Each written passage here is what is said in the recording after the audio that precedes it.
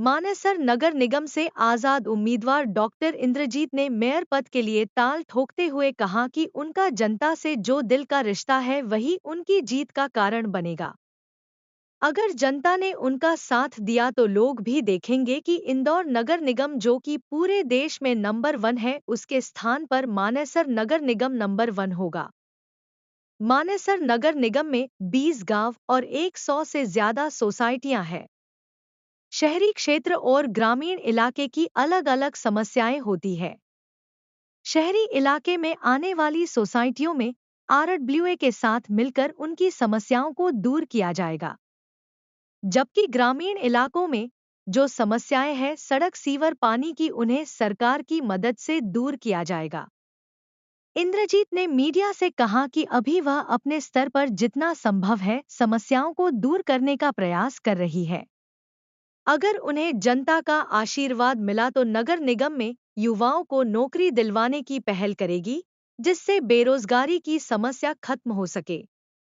वहीं उनके समर्थक मनोज यादव की माने तो डॉक्टर इंद्रजीत ऐसी महिला है जो राजनीति में अपने बलबूते पर आई है और लोगों के बीच पहुंचकर हर समस्या का समाधान करवाने का दिल से प्रयास कर रही है और यही उनकी जीत का रास्ता बनाएगी।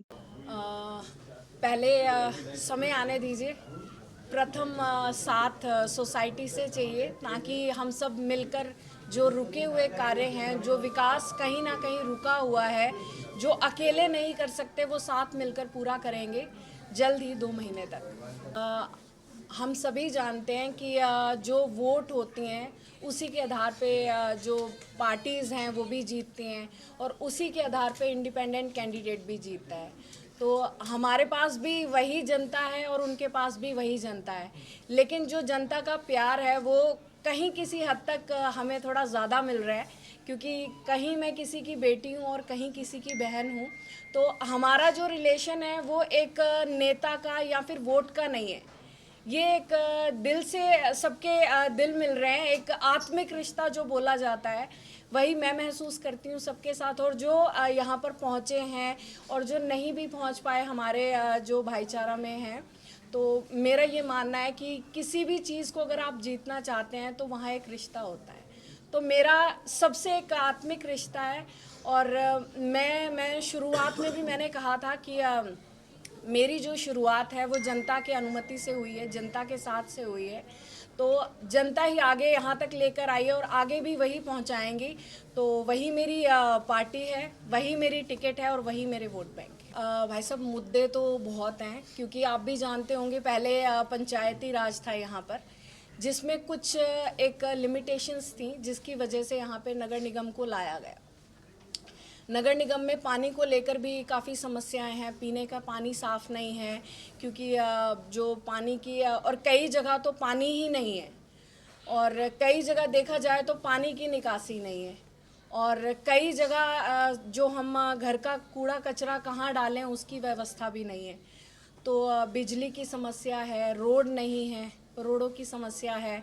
फिर गांव में, देहात में जाएं तो वहाँ पर जो बंदरों का है उनका बहुत ज़्यादा आतंक है, जिसके कुछ थोड़े उपचार अब भी किए गए हैं।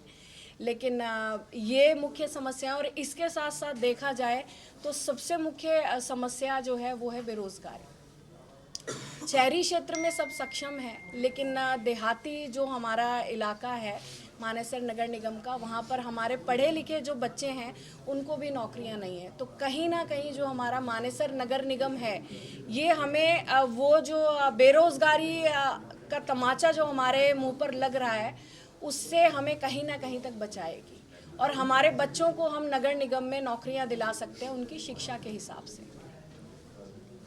आप काफ़ी टाइम से आए हुए हैं, आपने देखा होगा यहाँ पर पहले तो गांव से समर्थन मिल रहा था, लेकिन अभी जो हमारे सोसाइटीज़ में हमारे भाई बंधु हैं, हमारे माता पिता तुल्य बुज़ुर्ग हैं, भाई हमारे नौजवान भाई हैं, महिला शक्ति है, सभी का समर्थन मिल रहा है। और आपने देखा होगा काफ़ी छोटे छोटे बच्चे भी यहाँ पहुँचे हैं।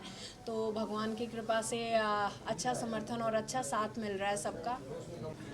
देखो, दिसंबर 2020 में इस नगर निगम की शुरुआत गठन हुआ था, और जनवरी 21 में हमारे इलाके की सरदारी ने डॉक्टर इंद्रजीत यादव जी के समाज सेवा को देखते हुए उनको एक जिम्मेदारी दी थी कि इस मानेसर नगर निगम को एक मजबूत नेतृत्व की ज़रूरत है। तो आप आगे आइए और इस मानेसर नगर निगम के मेयर का जो चुनाव होगा उसमें आप भागीदारी करिए। मैं आपके चैनल के माध्यम से ये डॉक्टर साहब को बधाई देना चाहूँगा, इनके परिवार को बधाई देना चाहूँगा कि जो सरदारी ने जनवरी 2021 में इनको जो कमान सौंपी थी, आज 2025 आने वाला है।